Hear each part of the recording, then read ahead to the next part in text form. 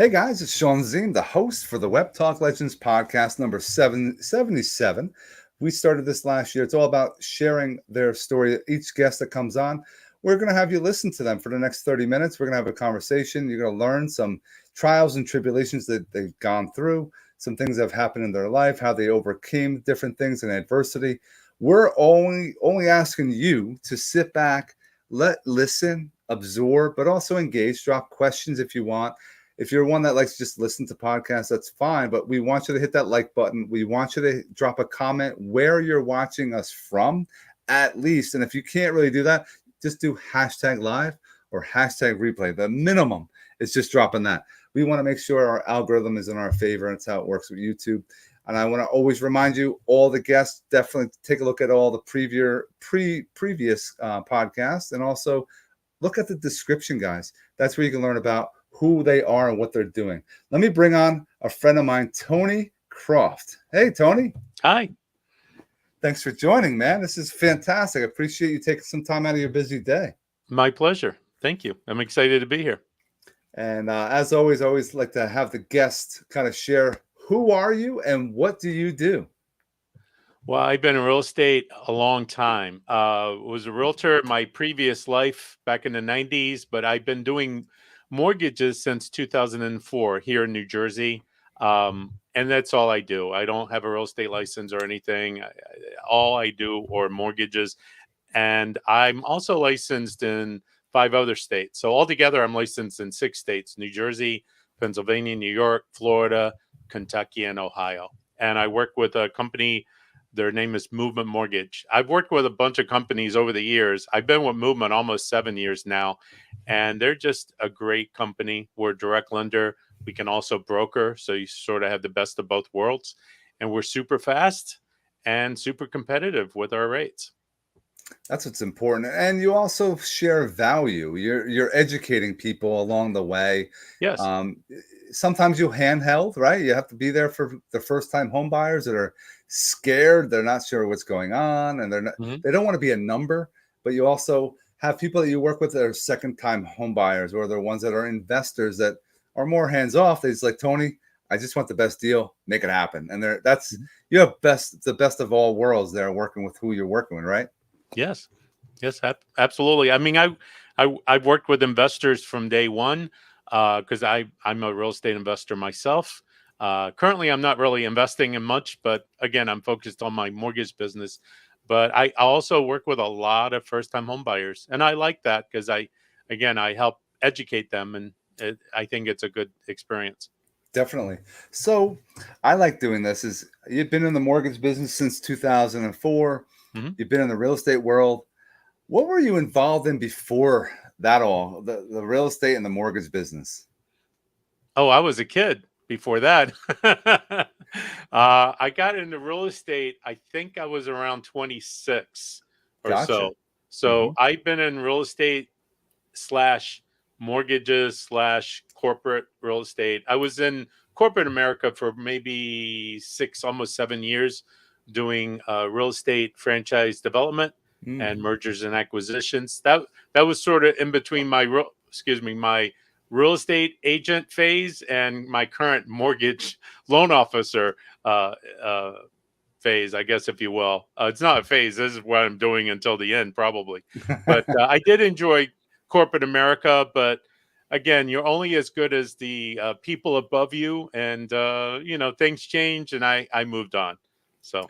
No doubt about it. So in high school, if we go back there, like where were you back then? Were you into, what was Tony Croft back then? High school, I was just dying to get high school over with. But yeah, no, I grew up in I was born in Cincinnati. I grew up in Cincinnati and Northern Kentucky. So the high school I went to was Northern Kentucky. It was a great school, no issues. And I went to University of Cincinnati, and but found myself in real estate. So I love it. I love real estate mortgages. It's a great business. Oh, no doubt about it. You're an entrepreneur, and let's dive into the college thing. Did you go to college because mom and dad said go to college, or was it something that you had a passion for? Because it's different today, right? Yeah, it was. I think more because they said to go. I enjoyed it. I enjoyed it a lot more than high school, but what I do now has nothing related to my college time at college. So It was more like I think a lot of people go to college, you learn or meet the important people. If you're smart about it, you could really meet very powerful people that will help you in your future mhm. if you go and have the right mindset, but maybe you don't when you're that young, right? Yeah, I didn't really have that mindset at that time. No, no. But again, I had a good experience, but nothing. I was studying electrical engineering, so it has nothing to do with what I've been doing the last 30 years almost. So it's just one of those things. But I enjoyed my time in college. Oh yeah, everyone. It's an experience, and like you said, some Absolutely. people utilize it and they have a degree, and they go, and then some people go in a different direction, Yeah. which is fine as long as you're finding your path. And it seems like real estate was your path that you Yeah. found. You like to be an entrepreneur. It seems like that. Hmm. What does it mean to Yes. be an entrepreneur for you?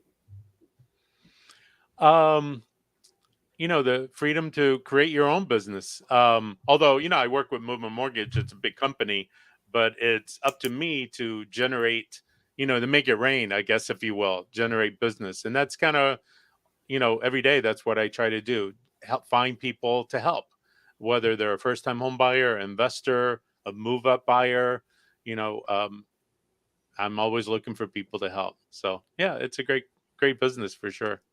Now, when you're helping others, and I'm the same way, it's all about prospecting, having conversations. I always call having connection calls, Hmm. going deep with people. How are you finding your opportunities to work with those first time home buyers, the investors? Some people are the old school, they send out marketing via postcards or letters. Are you in the social media piece? How are you gathering opportunities that in that round? Well, I'm doing monthly first time home buyer seminars, typically virtual, although I have worked with different realtors to do them in person. I mean, I love in person seminars, but logistics, Yeah. virtual seminars work very well. And I try to do one at least once or twice a month. So I find first time home buyers through the seminars, and, we advertise and run ads on social media.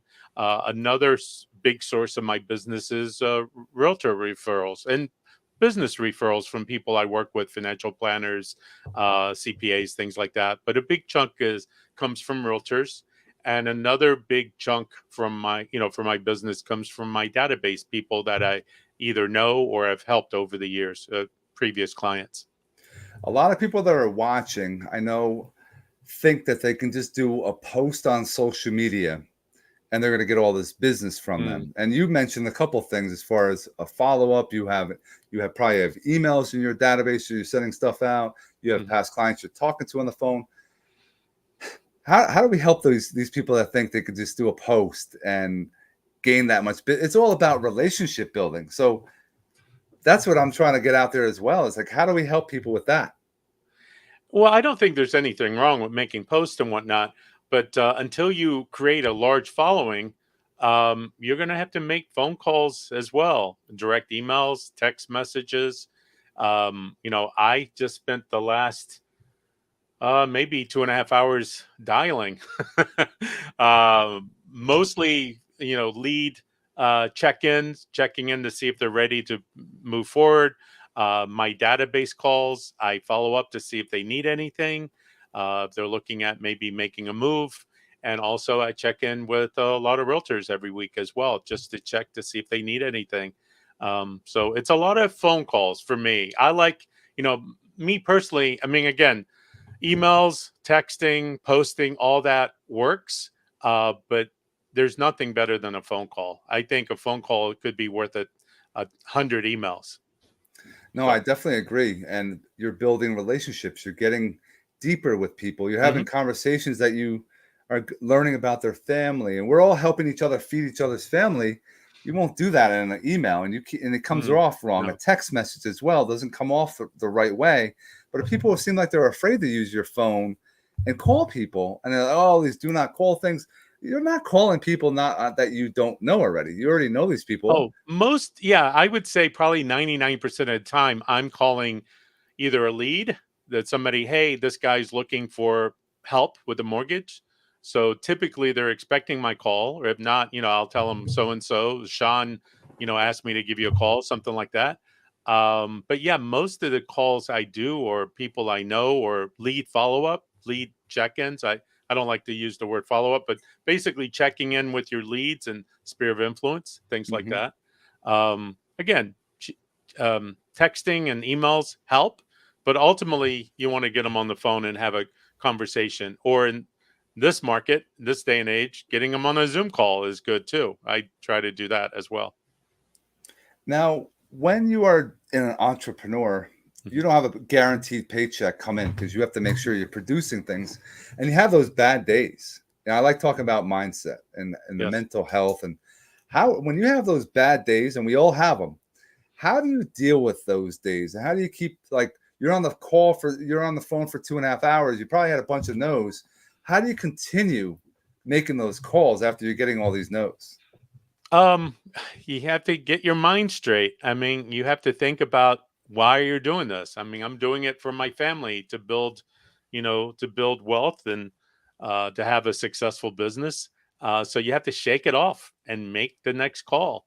I mean, yes, you get a lot of no's. In my case, I get a lot of no answers. I mean, they don't pick up the phone. I usually, if they don't pick up, I'll shoot them a text or whatnot. But I had some great calls today. Again, not everyone picked up, but the people that did, they said, "Hey, Tony, thanks for calling." It's usually a good call. And especially if you say you haven't called, loan officers and realtors, I'll pick on them because, again, I was a realtor and I am a loan officer currently. A lot of loan officers, realtors just don't want to pick up the phone call. And maybe they haven't called their past client for a year or two. And maybe it's awkward, but I'll give you, for instance, I called a past client and I haven't talked to him for a couple of years. But his greeting was like, "Hey, Tony, it's great to hear from you." So it's not as bad as people make it think it is in their mind. People want to hear from you. You help them with whatever service you had. They want to hear from you. You should definitely keep in touch. And, postcards and emails help, but ultimately you should talk to past clients a couple of times a year and ask them how they're doing, check in on them, and more importantly, ask who they know thinking about buying or selling. I mean, in the insurance business, we always have renewals. We have Hmm. residuals that we generate commissions off of. And yes, it's important you reach out to them. Hey, thanks so much for. They can go anywhere. They can go anywhere Yes. for mortgages, for insurance, for real estate, for any business, and they gotta want to go to work with you because of who you are. And you said it earlier, as far as like I'm in the mortgage business. I work with Movement Mortgage. It's the brand. You are the brand. It's not Movement Mortgage. You can go, and it happens all the time. It seems like this time of the year, a lot of people are jumping ship and going different companies and yada yada Hmm. yada. It's not the company. It's really, No. in the end, it's you. They have to look in the mirror. You're the brand. You have to Hmm. create that brand. How have you've been doing some interesting stuff on social media for your brand? Can you talk about what you're doing? What am I doing? I'm not sure. What about like Uh, you have caricatures I've seen you're doing on some oh, marketing? I did that. I like the caricature.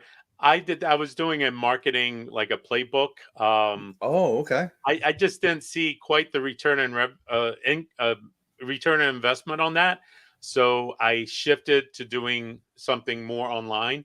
But yeah, I try to, what I should be doing, and I haven't been, I should be doing more short form videos. And it's in my to do list. It's just a matter of getting there. It's funny. I was doing videos, 15 plus years ago. Now everyone's doing it, which is cool. But most of my videos are via email or text. Like when I have a conversation with a new client, I'll, at the end of the call, I'll shoot them a quick video text. Just kind of put a face with a name or Yep. video, email. That seems to work a lot. As far as social media, I'm just trying to post more frequency. Um, and I just need to start adding more videos. But yeah, just uh, I'm not sure if there's something else that you're referring to, but mostly just I have, Movement Mortgage will post on my behalf, but I also like to post success stories and things like that as well. Go into that. How important, like the success stories, I think is very important. So they know the process of different scenarios that come up. Hmm. These are, it's kind of like case studies for those that are watching. Anything Yeah. you have proof of Yes. what's working. Yes. I haven't done that lately, but I have over the years posted like a case study. Somebody walked in the office or somebody called me. They were looking for this and kind of told how I solved the problem. That's always good. And I've done postcards with that, Facebook posts, things of that nature. But yeah, telling what you've recently helped someone with makes a big difference. Testimonials. I mean, I should have been probably trying to get reviews way back when, but I've gotten serious the last year or so, and I've gotten, I think on my Google now, I have 40 or 41 5-star reviews. That definitely helps. People find you on Google and Yelp and whatnot. You just have to be, actively posting. Yeah, and I'm glad you started and are doing it. A lot of people are talking about it. They talk, oh, I should be doing this. You should be doing that. The sooner Yeah, you start, the more you absolutely. could be ahead of the game. If you started now, like I know people are into cryptocurrency. I'm not sure how you feel about cryptocurrency. People Mm, 10 years ago with Bitcoin, you could have bought $1,000 worth and be a multimillionaire right now off of just a simple $1,000, mhm, and people missed the boat because they weren't sure of what was really going to happen. They didn't believe it could work, mhm. and it's just a powerful thing, that the mindset, going back to mindset, how you feel, a positivity. I see a lot of positivity with you. That's why, and it's important that it resonates. That people see the passion of what you do. Thank you. Thank you. Definitely, it's I thought about investing in that. I was almost ready to pull the trigger, and then it kind of, market fell out. I'm a little, yeah, I just don't know enough about it to be um, comfortable with investing in that yet. a lot I of probably people would. have some difficulty because of that. The knowledge piece. They have the fear Hmm. of what happens if I lose some money. Well, everybody loses money. A lot of people waste money, right? Everyone goes to. Are you a coffee drinker? I am a espresso drinker. So it can be costly if you want these consistently, but we like our things, and if we Absolutely. take some chances, everyone, and learn. Sometimes I've been doing some things on a small scale, but I'm seeing some fruits of my return because I Oh, good. started early, Hmm. early in what I'm doing, and certain coins like a TLP coin. It's the Legends projects. We've been doing different things, and it's just trying. Like, what about AI? What do you think about AI? What's going on with artificial intelligence? And I think it's great. Not sure how it's going to look in a year or 5 years from now, but as of right now, I think a lot of people are using it. I mean, I've been playing around with it. I'm not a great wordsmith. I'm pretty good at math. I got straight A's in algebra and calculus in college, but words. So what I do, I usually have ChatGPT help me writing emails, text messages, things like that. It's amazing. It really is amazing. So I just started really getting into it the last couple of months. no, I agree. You definitely have to double check what's being produced, so that some Hmm. people will like Yes. put information in and it spits out, but they don't confirm. So you got to make sure you confirm, Oh, guys. absolutely. I know one. I like to use CapCut. It's an Hmm. app that you can utilize for video, but they also have AI. Where is it? An ad script where you could type in, your product name and then the features of the product, Hmm. and then you hit generate, and it pops and will cycle 5 different versions that will allow you to utilize it for social media posts, emails, text, Wow. what have you. And takes seconds to do, and it creates some great content. But again, make sure you're confirming it and making sure it's read properly. But Absolutely. it's just people are worried about it. Oh, it's going to take over jobs. Well, start Mm, learning about it, and you can actually be a yeah. front runner on it, and use it and see how it can improve the businesses. I don't think it's taking jobs away.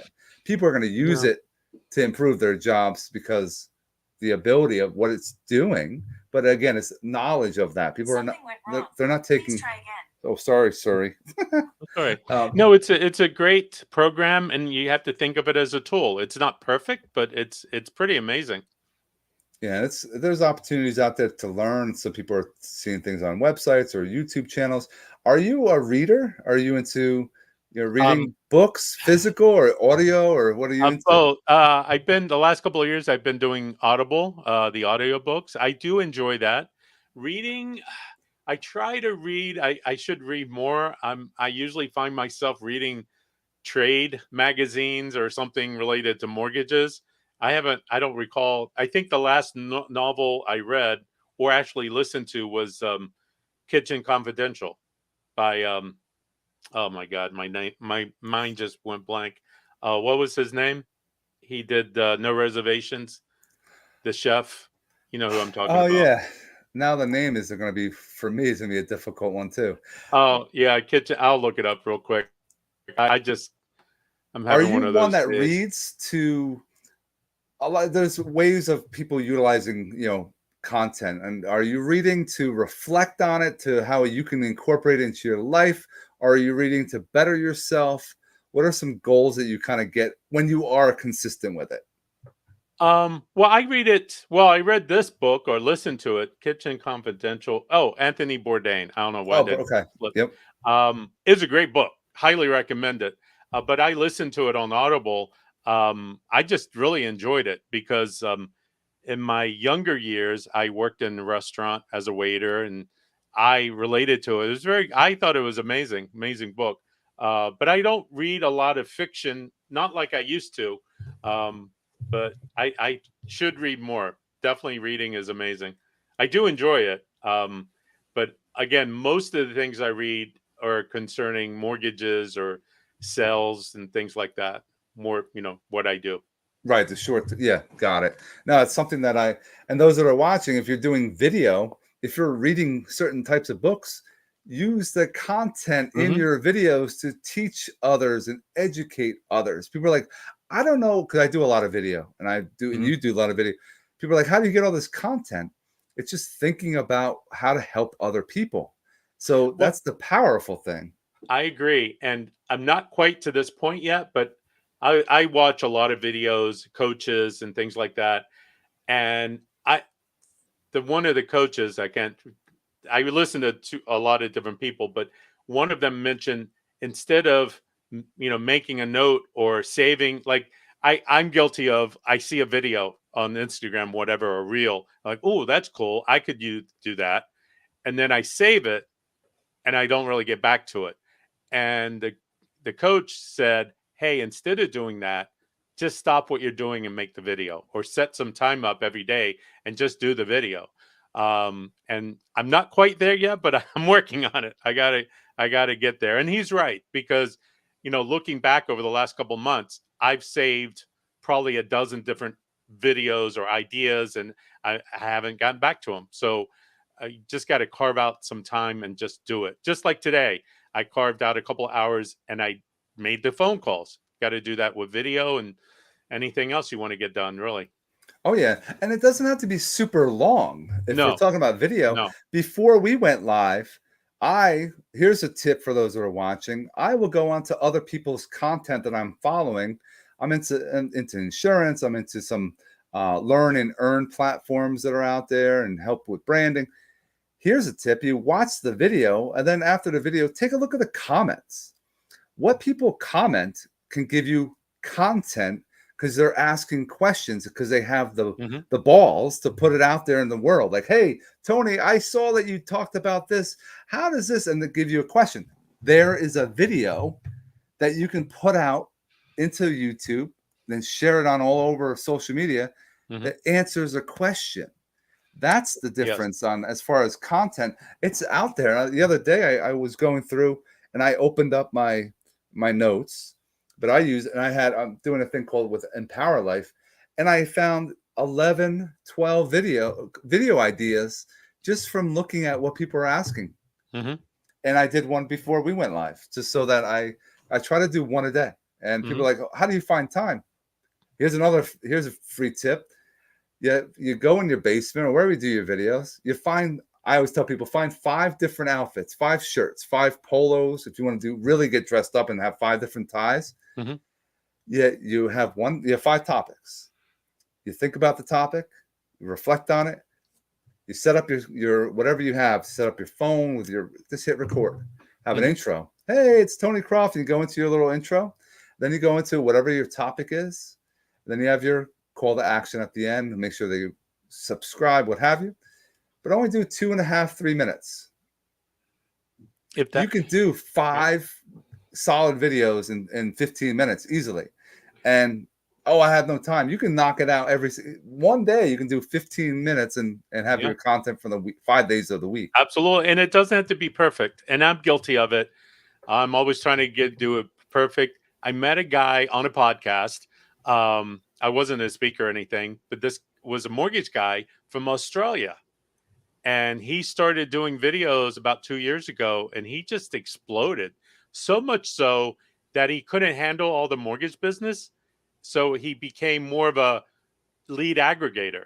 So he would generate the leads and then refer them to other mortgage brokers in Australia. And he was getting thousands and thousands of leads. The last time he was on a podcast, I follow him too. I started following him on TikTok.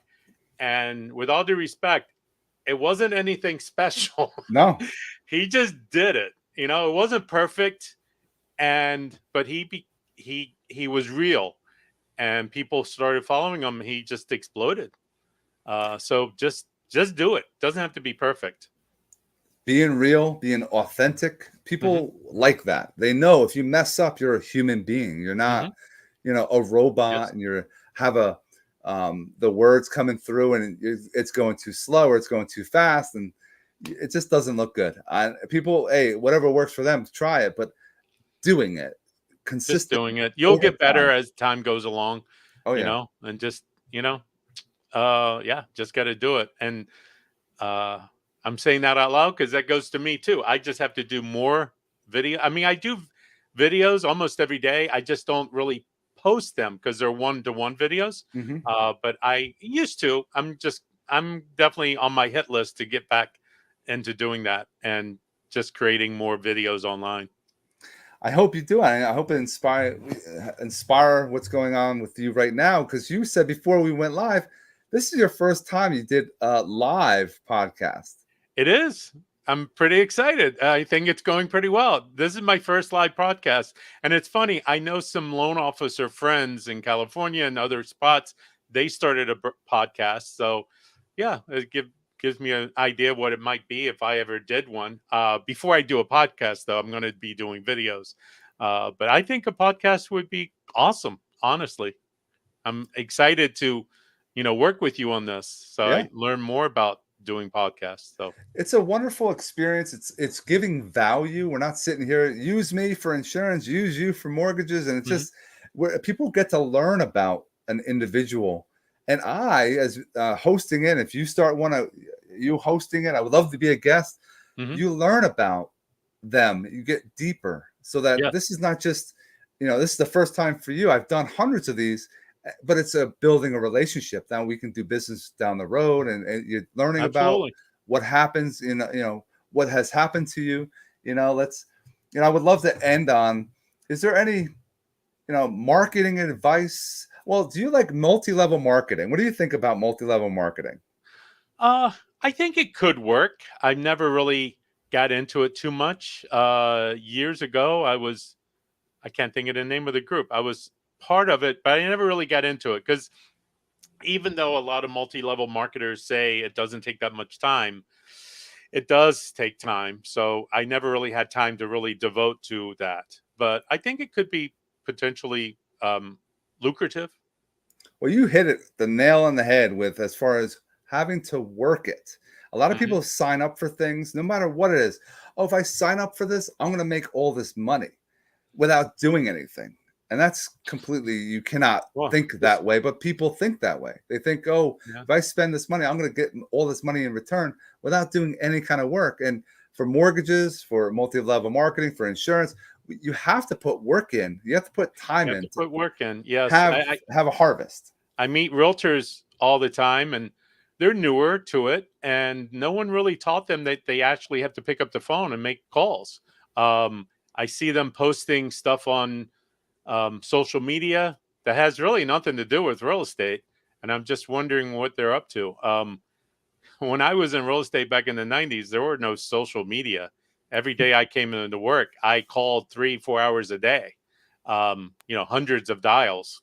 That's how I picked up business. And I still do that.